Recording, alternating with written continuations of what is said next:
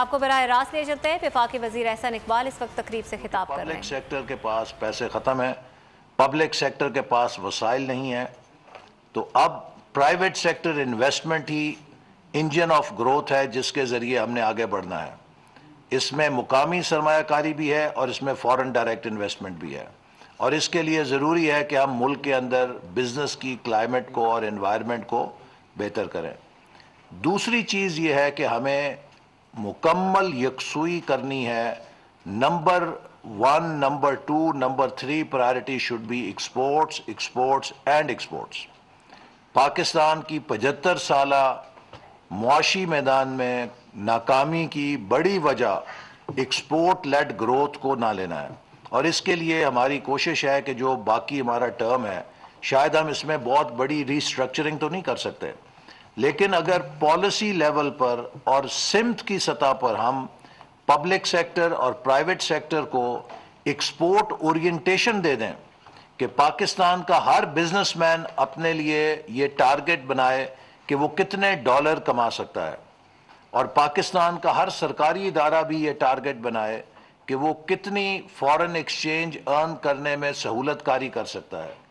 पाकिस्तान की हर एम्बेसी और हर economic counsellor उसकी जवाबदेही इस बुनियाद पे हो कि उसने पाकिस्तान के लिए कितनी एक्सपोर्ट्स जनरेट की हैं, फिर हम इस मुश्किल से निकल सकते हैं।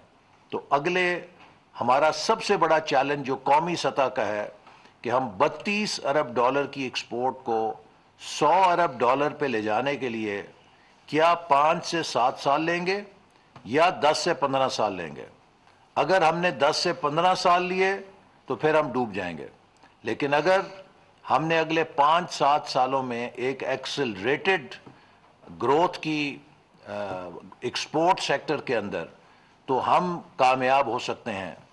हमारे रास्ते में मुश्किलात हैं, ग्लोबल रिसेशन है, लेकिन एक सिल्वर लाइनिंग ये है कि पाकिस्तान का जो एक्सपोर्ट का पोर्टफोलियो है अभी तक वो बुनियादी तौर पे कमोडिटी नौयत का है या लो एंड का है, जो बेसिक नीड्स के से मुताल्लिक है। तो जब रिसेशन आता है तो उसमें जो हाई वैल्यू एडेड प्रोडक्ट्स हैं उनके अंदर कॉन्ट्रैक्शन ज़्यादा होती है, और जो बुनियादी ज़रूरतें हैं वो लोगों की बरकरार रहती हैं, उनको वो ज़रूर कंज्यूम करते हैं।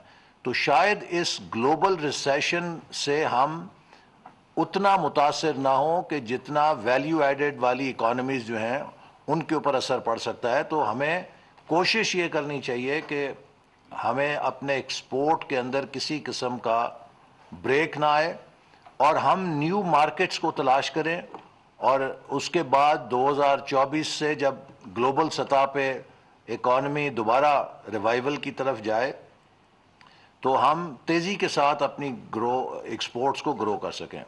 एक जो चीज़ हमने कही और तमाम बिजनेसमैन से और चैम्बर से मैंने रिक्वेस्ट की थी, वो चाइना मार्केट है।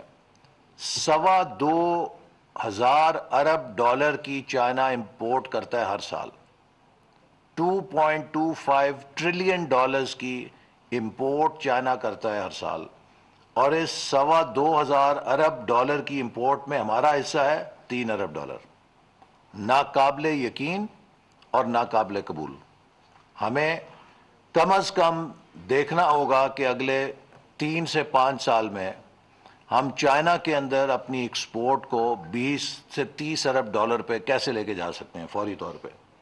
एक बहुत बड़ी वहाँ पे अपॉर्चुनिटी है। हमने एक एनालिसिस शेयर किया था प्लानिंग कमीशन ने, उसमें हमने ये देखा कि ऐसी कैटेगरीज जहाँ पे हमारी कंपेटिटिव एडवांटेज है, हम उन एरियाज़ में भी आधा पोटेंशियल अपना रियलाइज़ नहीं कर रहे। वो चीज़ें कि जो हम यूरोप और अमेरिका में भी बेच पाते हैं, वो हम चीन के अंदर बिल्कुल उनको बेच नहीं पा रहे, और ऐसी चीज़ें कि जो चीन में हम कामयाबी से बेच रहे हैं उसमें हमारा मार्केट शेयर बहुत कम है। तो एक बहुत बड़ा पोटेंशियल है कि हमारी बिजनेस और प्राइवेट सेक्टर ने को अब लुक चाइना पॉलिसी इख्तियार करनी चाहिए फॉर एक्सपोर्ट डेवलपमेंट। देखिए, पूरी दुनिया से लोग उठ के इंडिया आ रहे हैं जी, 1 बिलियन की मार्केट है। हमारे पास 1.5 बिलियन की मार्केट चाइना की पड़ी है और हमें उसकी फिक्र ही नहीं है, और हमने उससे आज तक फ़ायदा नहीं उठाया।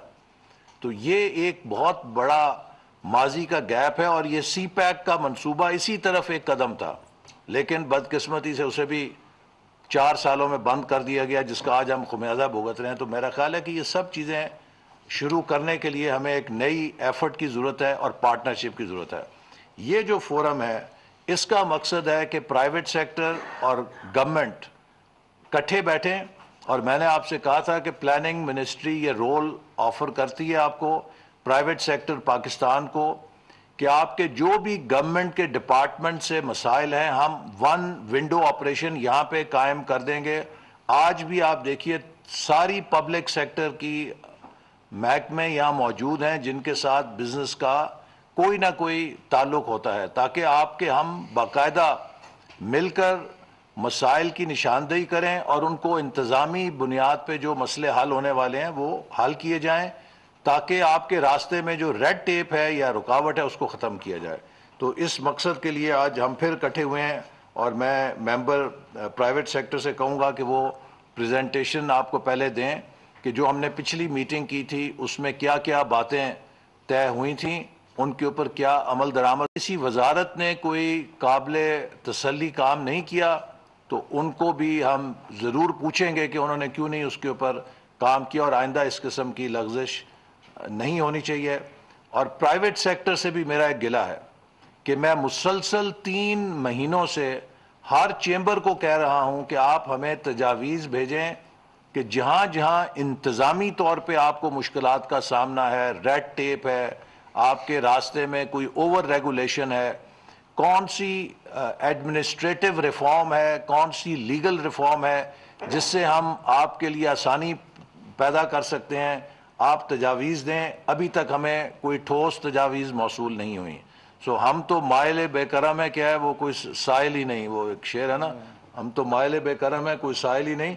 तो हम आवाज़ें लगा रहे हैं कि आइए आपके जो मसाइल हैं वो हमें दीजिए, हम आपके वकील बन के उनको अंदर हुकूमत के हल करेंगे। तो बराए मेहरबानी इस चीज़ का फ़ायदा उठाएं। We want to develop a strong public private partnership, government private sector partnership as team Pakistan, ताकि हम मिलकर पाकिस्तान को इस बहरान से निकालें और एक फास्ट डेवलपमेंट के ऊपर इसे डाल सकें। बहुत शुक्रिया। वफाकी वज़ीर मंसूबा में वफाकी वज़ीर मंसूबाबंदी एहसान इकबाल तकरीब से खिताब कर रहे थे।